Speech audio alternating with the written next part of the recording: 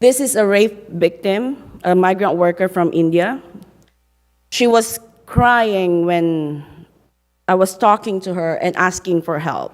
The thing is, she was a rape victim, but she can't even tell her parents because of their culture, that she was scared that if she tell them that she was raped in Singapore, they might ostracize her instead of support her. So when she ran away from her employer, she went to the police, and the police said, "You need to prove us that they rape you."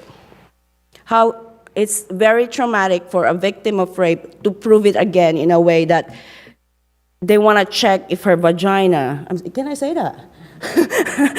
They want to check if there's a penetration that happened.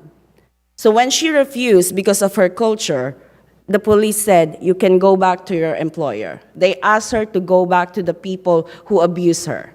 She was crying, and I don't know what to do. Those are the moments in my photographic journey that I don't know what to do because I want to help, but how can I help?